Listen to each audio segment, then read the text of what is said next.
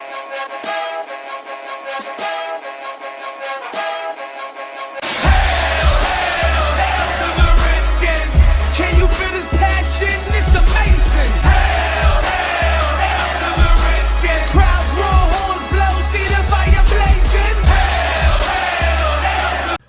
is going on, internet? This is JD coming to another video from Wrestling's Rant. Hail to the Redskins. Before I get going any further in the video, like, share, and subscribe. Also follow me on Twitter, Redskins Ranter. Before getting into it, I had a little bit more of customized, a little bit more art done to my page. Hope you like it. Check out the new logo. It's pixelated. I'll probably go back to the other one. I just want to try something new for a little bit. I prefer this logo. It's my favorite. Then I had another thing. It's actually a whole Batman thing, but it didn't show up. But at least it's up there.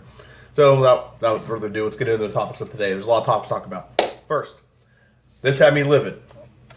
Okay, I'm going to be honest. For the longest time, I've not been a proponent of this. The Fire Bruce Allen movement. This has not been reported as true. It's just me speculating. So I could be just speculating and be wrong on this. But I'm going to sit here and believe that there's some truth to it, and I'll explain why when I go over this. So, the Texans traded 2 first-rounders, a second-rounder, and a couple other players for, like, Laramie Tunsil from the Dolphins and Kenny Stills. Okay?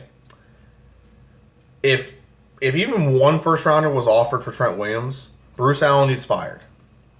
This guy's ego. He said he wouldn't trade him, and his ego is getting the best of him right now. Whoever's responsible for this right now needs fucking fired. He needs fired, and he needs gone right now. This man, Bruce Allen, is letting his personal ego get in the way of the Washington Redskins building their future and having a team this year. This has been nothing more than a giant distraction. That's all this has been, is a giant goddamn worthless distraction that we've had since the beginning of off-season, basically. This Trent Williams bullshit is nothing but a distraction. And the fact that this arrogant little fucking son of a bitch, prick, whatever you want to call him, sorry for my language, this is irritating me. Bruce Allen, unless he's got an offer that he thinks is going to get on the table for, like, that's going to blow that offer out of the water, even if it's like more than a first-round pick, if he's got one in his back pocket that he's just waiting on, why wait? Why not pull the trigger now? That's all we're talking about. We should be talking about the Eagles. We should be talking about the Eagles. We should talk about the guys who made the team. We should be talking about the guys who didn't make the team. But instead we're talking about some fat fucking lineman who doesn't want to be here, who complained about something, and there's an article, I just read it a while ago, where Bruce Allen said, listen, well, I'm sorry what happened. Tell me who you want me to fire, and I will fire them right now. And he said, and Trent Williams said, I don't want you to fire anyone. What are you fucking complaining about? They offered you medical help the second you had a medical issue. And I don't know what you want them to do. They gave you extra medical help. They offered to pay for it. They offered to fire the guy that misdiagnosed you. Like, what do you want? It's not like they're telling their training staff to not treat you properly. They're trying to treat you properly. And this son of a bitch is just, I don't know what his issue is. I really wish I could just sit down and like, dude, what the fuck is your issue? Because they tried to fix the issue. They tried making you happy with more money. They tried making you happy by getting rid of the guy that misdiagnosed you. What more do you want right now? And Bruce Allen, you need to get rid of him. He's a distraction. He's nothing more than a distraction. So let's say best case scenario with Trent Williams. He comes back during week 2. Whoop-de-fucking-do. We're not projected to do well this year anyway. So let's say he does come back. And we win 7 games. Woohoo. Now we have... And he gets injured halfway through the season. Now we can't trade him at all because he's going to be injured going next season, and no one's going to trade for an offensive tackle that is on a 1-year deal at this point. He has 1 year left on his deal after this season, and he's worth $15 million. So not only are we going to pay him $15 million this year, we got to pay him next year, and there's a chance he's going to get injured. You don't know how I know there's a chance he's going to get injured? Because he's been injured every fucking year for the last 7 years. He's going to get injured. He's going to... And not to mention, we have actually a higher winning percentage when he's not playing. Sorry, it's my air conditioner. We have a higher winning percentage when he's not playing. So where is the incentive to bring him back? I don't understand this. I don't understand why we're so dick hard to keep this guy. Get rid of him. He doesn't want to be here. He doesn't want to be here. Why force him to be here? Trade his ass away. Save $15 million on salary cap. Use that $15 million to pay Sheriff. Get a draft pick for him. And let's move on with our franchise and focus on the fucking Eagles. Instead, we're focused on some fat fucking lineman who doesn't want to fucking be here. Sorry. I'm going to stop cussing. I'm getting really irritated with this. And then Bruce Allen, fucking fire you. You need to be fired. Seriously, if you were offered anything close to what they reported, anything close. For all I know, just to be fair here, for all I know, they've been offered nothing. Okay? But I am really still pissed off about the Trent thing. And let's say they were offered a first rounder and a third rounder and a sixth, or a first rounder and a third and first, or something like that. First rounder plus anything, you take the offer. Get rid of them. You get another first round pick. We can use that first round pick to draft whoever. We can draft a replacement for him. That means we have 2 first rounders this year. We don't have a second round pick this year coming up. So we can even trade back and get more picks for that pick. You never know. Texas might have a bad season, and we end up with their first round pick, and it's like a top 5 pick or something. We don't know. But we really need to. Bruce, I'm one step away from start putting hashtag fire Bruce Allen in my videos. I am that close because this is getting ridiculous. Why do you want to keep this guy? Why? What is the incentive to this? What benefit is it having right now? At least right now, if you trade him, we have value. We have value for the guy. He can get us a first round draft pick. He can get us a first and a third round draft pick. For all we know, and I'm just throwing this out there, the Texans are going to offer us two firsts, a second round pick, and some other players for Dotson and Trent Williams. Instead, we got rid of Dotson for nothing. We got rid of Samaje Perine for nothing. And we have Trent Williams still sitting at home, not in our locker room, doing nothing. And we have to keep a roster spot in case he comes back. He's causing more problems than he's fixing right now. Get rid of him. Okay? Patriots won't deal with this shit. I always do a video in the offseason. What would I do? If I was a Patriots, what would I do right now? Get rid of Trent Williams. I get rid of other players too. I'm not getting into that right now. Get rid of Trent Williams. Use the money that he's getting paid next year to pay Brandon Sheriff. Okay? And whatever else is left, put that towards the salary cap. And we can play other players too. We can get better players and more depth and whatnot. Okay. Okay, next topic. Next topic is actually Trent Williams. There's a rumor he may come back week 2. I don't give a fuck. Week 1 is going to be a tough game regardless. If he comes back week 2 and he plays, great. Okay, fantastic. Okay, who cares? We might win 1 or 2 more games this year with Trent Williams. Who cares? He hasn't been here all offseason. There's no continuity with him. There's no chemistry, okay? The only benefit I see to bringing him back is we can start him at the left tackle and move Penn over to right tackle and put Moses' ass on the bench because he can't stop holding. That would be the only benefit. Or maybe we move Eric Flowers out and we can put Penn at the guard. That might be the other benefit, okay? That's the only benefit of Trent Williams coming back. I really don't give a shit, okay? The guy can kick rocks and blow bubbles for all I care. Trade him away. Trade him to somewhere that's going to bad. Trade him to the Dolphins or something. Whatever the case may be. Just get rid of the guy. I'm tired of dealing with Trent Williams. I'm tired of talking about it. I'm tired of it being a thing. He should have been signed. He should have been fixed.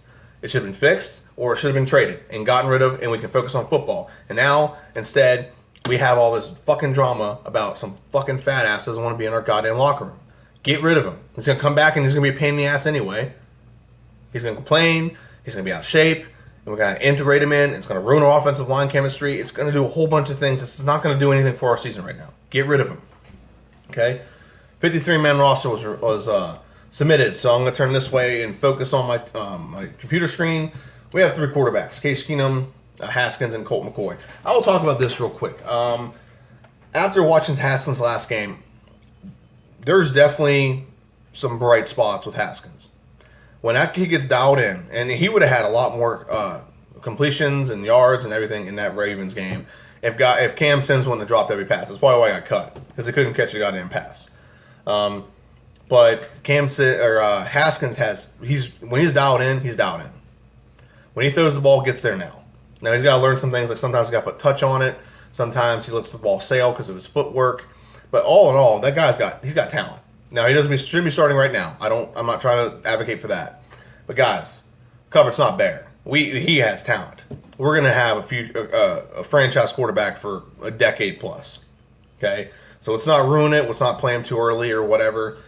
We're gonna have some good talent coming out of him, and the talent around him is young and exciting. Can't wait. I don't know why we kept Colt McCoy. I think it's just because we want three linemen just in case. Jay Gruden really needs to keep his emotions out of things. I love Jay Gruden. I think he's a great coach.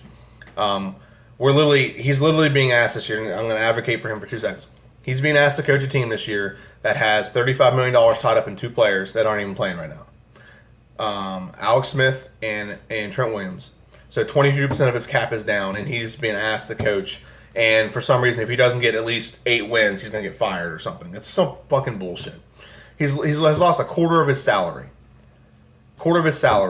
And I think he's going to put together. He's got a good team. I think he's going to have a pretty good, decent team this year. And people are thinking that he needs to be fired when a quarter of his salary is not playing. Or like last year, we had 30-some% of our salary not playing with a whole offensive line out and running backs and Alex Smith out eventually at one point. Almost had half our salary not even playing. That's ridiculous that people think that this guy needs to lose his job. I do think he needs to lose his emotions when it comes to players. It's one thing about Bill Belichick that will never be matched is he does not get emotional. Jay has an emotional attachment to Colt McCoy. For the longest time, he had an emotional attachment to Samaje Perine. He got rid of Samaje Perine finally. But he needs to remove his emotions completely from the situation when it comes to picking players. Now, I'm not going to lie. I mean, I'm a man. I'll get emotional too. So here's what we have when it comes to running back. Darius Geis obviously will be the number 1. Now, number 2 is the Adrian Peterson. Number 3 is Thompson. Number 4 is Wendell Smallwood. Sean Wilson is on IR. And we also have one other running back that his name is Bryce Love. He will be injured all season. I think it's on it's called the PUP list, physically unable to perform list. Sorry, let me get this back here. There we go. Here's what I'm going to say about Adrian Peterson. There's an article that came out, and I said this, if you don't believe me, I said this 4 months ago, that Adrian Peterson was going to be a locker room issue by the end of the season. He will be a locker room issue by the end of the season. Adrian Peterson thinks that by himself, he's going to get 1,500 rushing yards. Not all-purpose yards, rushing yards. I got an argument with someone here earlier who said that Adrian Peterson and Geis can get combined almost 3,000 rushing and passing yards. Like, okay, that's not what Adrian Peterson said. Adrian Peterson said he was going to get 1,500 rushing yards, not all-purpose yards. All-purpose yards, it might be possible. He can get 700 rushing and 800 passing or whatever, and then Geis can get another 1,500 or 12 to 1,500 rushing yards. That's definitely possible. Okay, and like another 400 passing yards or receiving yards or whatever. But Adrian Peterson can be a problem. And there's an article that came out, and JP Finley confirmed this. And everyone always says this is the fake news or whatever. Everyone always says that when it's an article they don't like. Okay, it's not fake news. JP Finley said this in a podcast, so I take a lot of what he says. I don't take what the junkies say. The junkies are the most negative fans I've ever listened to. If you want to listen to the negative aspect of the Washington Redskins fan base, listen to the junkies. Sometimes they get someone on there that talks some sense, but these are just like the worst fans ever getting a talk show. We need to get a bunch of like Redskin podcasters together and have our own talk show. I think that'd be a lot more. I don't want to say. I think it'd be a lot more divisive and a lot better of a conversation than like negative all across the board. The guys last year, one of them predicted 7-9, and he like freaking threw a parade about it. You predicted 7-9, assuming our team was gonna be healthy all season, not the 7-9 after every injury. Okay, and there are guys that predicted like 4 wins, and our team was definitely better than it was last year. It's gonna be definitely better than it was last year. Okay, sorry, I have a text message that came up. All right. Adrian Peterson's going to be a problem. Guys can get 15 to 20 carries a game. Adrian Peterson will get 8 to 12. And Adrian Peterson, when he's going to have 2, by the second game, he's not going to have over 100 yards rushing total. He's going to be in Jay Gruden's ear, bitching about not having enough rushes. Apparently did it last year when he was the bell cow back. Bell cow back. There we go. Yeah, I said it right. He's going to be an issue by the end of the season. He's going to be bitching, complaining. This is why he did not work out on the Saints. He did not work out on Arizona. He does not change his game. It's not like he's adjusting his game to be more of a receiving running back and be a third down back to get himself more opportunity. He doesn't do that. He didn't do that. As soon as the Saints got rid of, apparently the Saints had a bad rushing attack, and that's why Adrian Peterson couldn't succeed there. As soon as they got rid of him, Alvin Kamara had 1,200 rushing yards, or 800 rushing yards, and like 500 or 700 receiving yards. And Melvin Gordon had 1,200 rushing yards and another 400 receiving yards. So that's not the case. And then the same thing happened in Arizona with Duke Johnson. David Johnson. So there's no validity to the statement. He barely got 1,000 yards last year, being the bell cow back, and now he thinks he can get more. He's aging, he's on his last legs, and really we shouldn't undercut the development of Geis to satisfy this guy's needs. He's not going to be here next year. Next year we're going to have Wendell Smallwood, we'll have Sean Wilson, we won't have Chris Thompson, I think he'll be gone. Bryce Love, and we could probably draft another running back or re-sign Byron Marshall if we need to. We don't need Adrian Peterson. It's costing too much for an aging running back that is just going to create problems. So, okay, running backs. Sorry, I have the hiccups now. Darius Guice, Adrian Peterson, Chris Thompson, Wendell Smallwood, Sean Wilson. If you hear things in the background, that's my cat. Okay, and then obviously Bryce Love is on the physically unable to perform list. Okay, receivers. Receivers actually got a little bit of surprise on this. I wanted the Redskins to drop Doxson. I honestly didn't think they'd do it. I thought they'd hang on to him. I thought there was a little bit of that Bruce Allen arrogance would kick in, where like, oh, I drafted him, I got to make sure he's good because I don't want to look bad. But we got rid of him. Terry McLaurin, Paul Richardson. Paul Richardson probably should be cut if he doesn't perform this year, because if he's injured again, he needs cut. He needs to get gone. He hasn't played. I don't think he's played a full game since he's been here. And if he does the same thing this year, he's gone. He's not worth it. He's not worth the money. Trey Quinn is number 3. I like that. Robert Davis, Steven Sims. I was actually surprised. I thought Cam Sims did better in the preseason, but the last game he dropped like 5 passes, and you just can't do that. And then Kelvin Harmon. I like our receiving core. I'm not going to say much about our receiving core. I like it. I like the fact we have a Dotson. And I think it's funny that the Dotson got cut by us and signed by the Vikings. Whoo, boy, am I waiting to watch that. Oh, I can't wait to see how Dotson does with the old Kirky boy. All right, so tight end. All right. Vernon Davis, Jordan Reed, Jeremy Sprinkle. I think if Jordan Reed's not cleared with the concussion protocol, I think he's going to be fine. He'll be cleared by game time. But if he's not cleared, I think they're going to re-sign J.P. Holtz. So I think that's who they're going with. He's the more better receiver of the other tight ends that we had. This is a good tight end core right here. If we get Vernon Davis and Jordan Reed stay healthy, they're going to be our go-to guys, and we're going to have a lot of practice squad is JP Holtz, so they can pull him up and put him back on whenever Jordan Reed's injured and not injured. Offensive line. So here's where the information comes in. Donald Penn, Eric Flowers, Chase Roulier, Brandon Sheriff, and Moses are our starting line from left to right, left tackle to left guard, center to right tackle, to right guard to right tackle. Tony Bergstrom, Ross Piersbacher, and Jerron Christian. So that's 9 total offensive linemen. We could still sign some. There were some guys that were cut that are pretty decent from other teams. We could still trade. We can still get rid of Trent Williams. I still think we need to trade Trent Williams as quickly as possible. And apparently Eric Flowers actually had a pretty good preseason. He was one of the highest rated ones. So we'll see. I think we're going to have a good running game with this offensive line. Passing is going to be a completely different conversation. But I think this could be a good running. And not to mention, I actually like our back. I like our depth. Jerron Christian, he could play either side, right or left. I think he's going to do pretty decent. They had their moments in preseason where they did very well. Wes Martin, Pierce Brocker, both those guys are going to be future starters on this offensive line somewhere. And Tony Burks I'm not a big fan of, but there's some guys that got cut that are like young guys that I think we need to pick up and add some depth to this offensive line. If Trent Williams comes back, I mean, it just adds to the line. I think we actually have some solid starters and depth. I don't think we'll be like a top 20 or top 10 offensive line. We'll be about 15, but it'll be enough to get the job done. All right, so defensive line. Now this is where I think our strongest aspects of our team are running back. We have a lot of running backs that are good, and our defensive line is really good.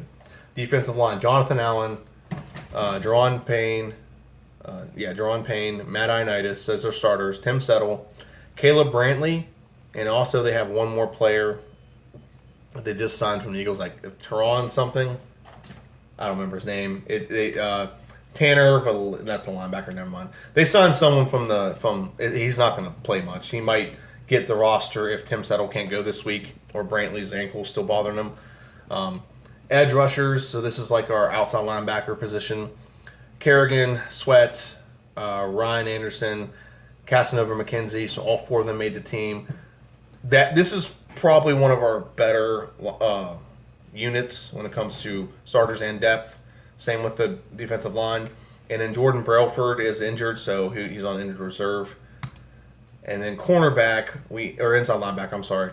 Sean, this is probably our weakest part of our defense. And it's not because they're weak per se, because we just don't know much about them.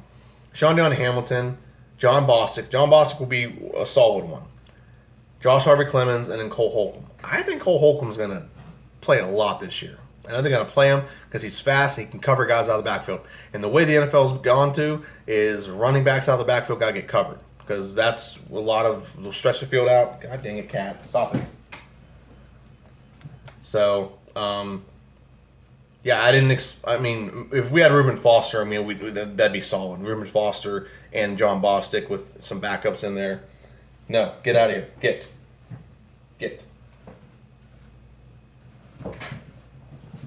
Yeah.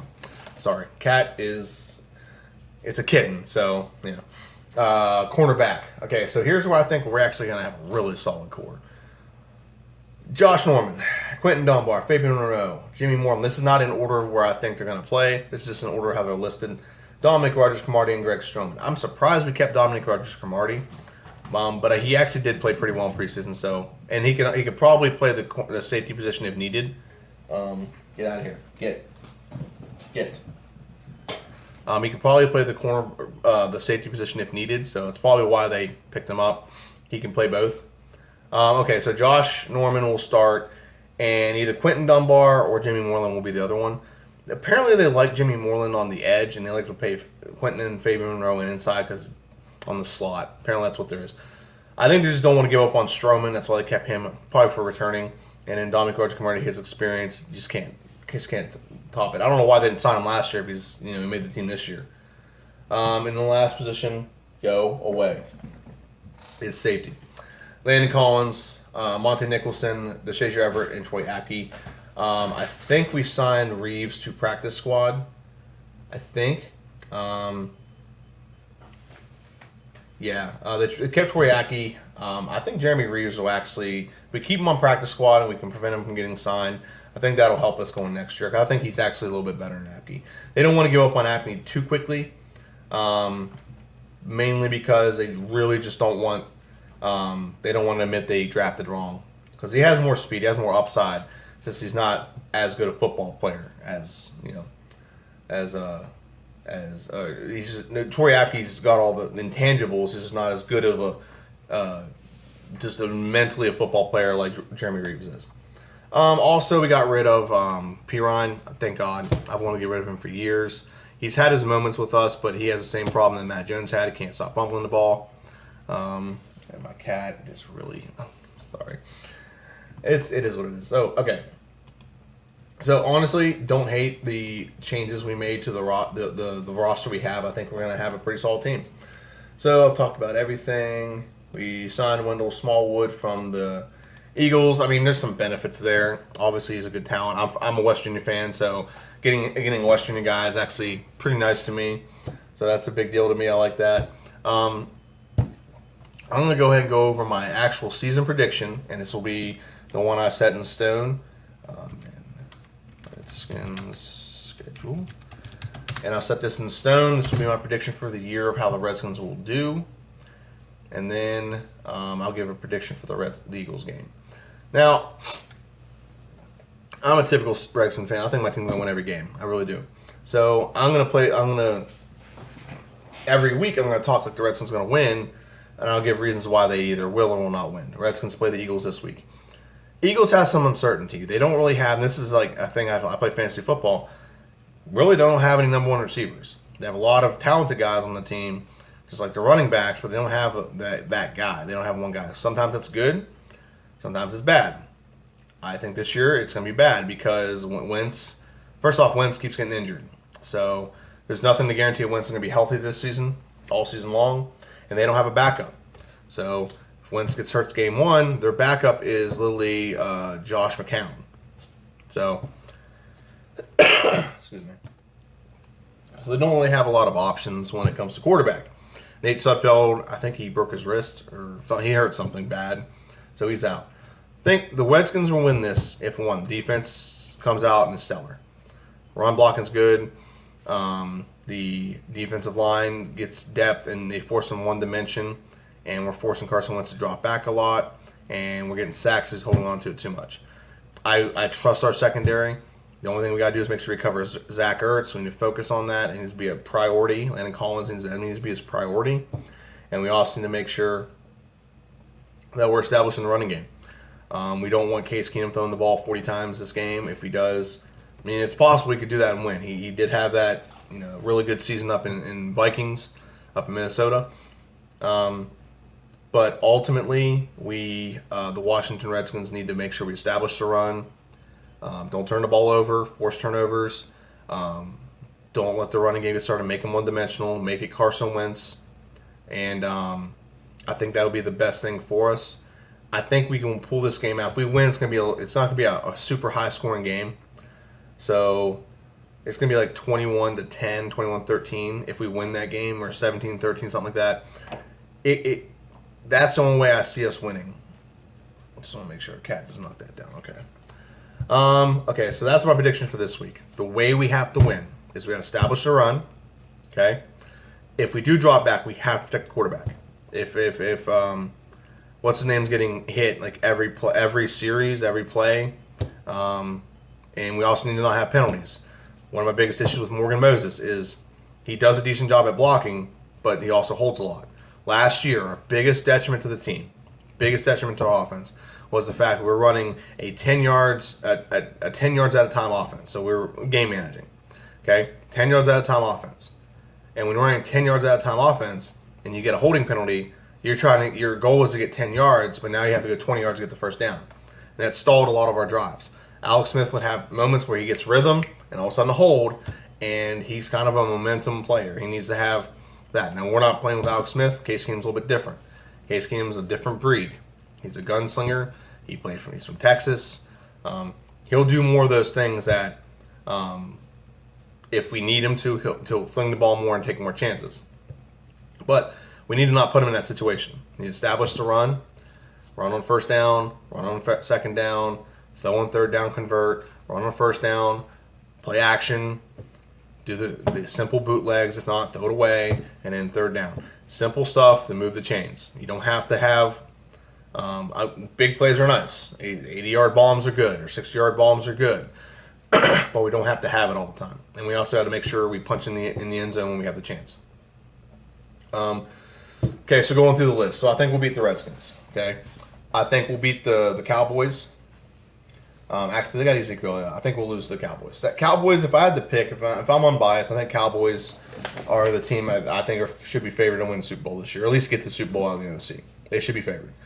They have quarterback, receiver, running back, all in young, low contracts. Defensive line still before they need to be signed, and they have the best offensive line in the league.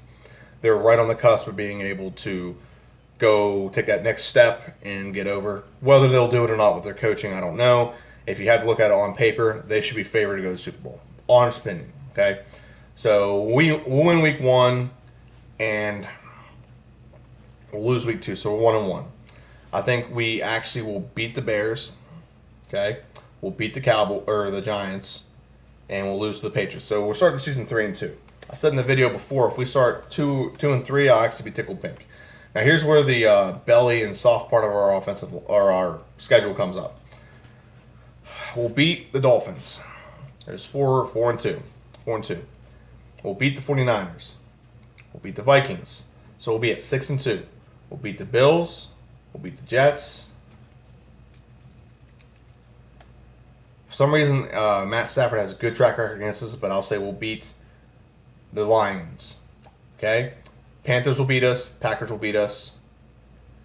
I think we'll beat the Eagles second time around. So that's 10 wins, 10-4. We'll beat the Giants. And depends on how the Cowboys are doing at that point. We lose to the Cowboys. So that's 11-5. Now, if we lose the Cowboys earlier in the season, that's 10. We'll still be 11-5. I think there's a part of our schedule that's super squishy. that we can really get a lot of wins in. The first 3 games, we could easily lose the first 3 games. Eagles, Cowboys, and Bears. But after that, from the Giants to literally the Giants again, we can literally win every one of those games. The defenses that the Eagles, the Cowboys, and the Bears present to us is exactly why we're not starting Haskins. So if we can establish a running game against them, we're going to be able to establish against any team they put in front of us. We can beat the Giants. We can beat the Patriots. I think they're going to beat us, though. We're going to beat the Dolphins. We're going to beat the 49ers. You know, 49ers are going to give us a good game. The Vikings are going to give us a good game. I think we know a lot about Kirk. I think we know a lot about how to exploit Kirk. We have a bye week between these guys. So we have a bye week. Is that a Thursday night game? That might be a Thursday night. No, it's on Fox. It ain't a Thursday night game. We're going to beat the Bills. We're going to beat the Bills. We're going to beat them bad. Jets, we're going to beat. We're going to beat them bad. Lions, I think we're going to get some redemption because we had a game a couple years ago where we beat the Lions. We played the Lions. We scored a touchdown with like a minute left, and then they dropped down the field and scored a touchdown with like 10 seconds left. We just couldn't recover from it. Panthers, we can beat the Panthers. It just really depends on how do I put it? It just depends on some things. We have had some good games against Cam and some bad games against Cam. So it depends on which ones we're getting. We had a good game last year against Cam and the Panthers. I think we're going to have... We'll see. I mean, I'll give my prediction. I think we're 11-5. Potentially 10-6. Packers, we have a good track record against Aaron Rodgers, except for in the playoffs. So we could beat them. Eagles, it just depends on where they're at. If they're having that season where Carson Wentz is injured and, you know, they're kind of just... they're just trying to scramble and try to win a couple games, we can beat them. If they're at full strength, they're very hard to beat. Okay? So we'll see. They're going to be very hard to beat, especially later in the season when they're seasoned and they're in mid-season form. Giants, I don't think the Giants are going to be good this year. By then, they could be starting Daniel Jones. So their offensive line isn't much better either. And our defensive line last year shut down Saquon Barkley pretty nicely. And so I think we're going to be doing that. And Cowboys, obviously, there's a couple things about that. If Cowboys are winning their division and they're 13-3 or 13-2 at that point, they're not going to play their starters. We win that game, we make the playoffs. If they're in contention, let's say we're 11-5 and they're 10, let's say we're 11-4 and they're 11-4 as well, and they have to win to get in, or they're 10-5. They have to win to get in. They have to win to get into the playoff or the division, whatever. There's a lot of things like that. But I've given my prediction. I think we'll be 11-5 or 10-6. And the way we have to beat the Eagles is we have to establish the run. We have to stop their run game and force them to be one-dimensional. They're probably going to try to do the same thing to us. They're going to try to make Case Keenum throw the ball a lot. We have a lot of young receivers. I think they're good, but there are a lot of young receivers that won't make all the right decisions when they need to, and that'll be the determining factor in the game. I do think we'll win. If we win, it'll be low scoring. If it's high scoring, I mean, it's possible we have an explosive offense and they just haven't been showing us. I doubt it. I really doubt it. But if we win this game, it'll be because it's low scoring. It'll be because it's like 17-10 or like 21-13 or 10 or something like that. So, yeah, that's pretty much it. So, not much else I want to say about the Redskins right now. This is just my video going over the most recent topics. If you have any questions about anything or whatever, leave a comment in the section down below. The Redskins chat group, whatever you want to call it. Please like, share, subscribe, and follow me on Twitter. Redskins Ranter. When the games are on, I will be ranting the entire game. Whether it's good, whether it's bad. Sometimes I won't. I'll just watch the game and enjoy it. Sometimes I will. But other than that, thanks for watching. This is JD. It's Redskins Rant. Have a good one. Peace.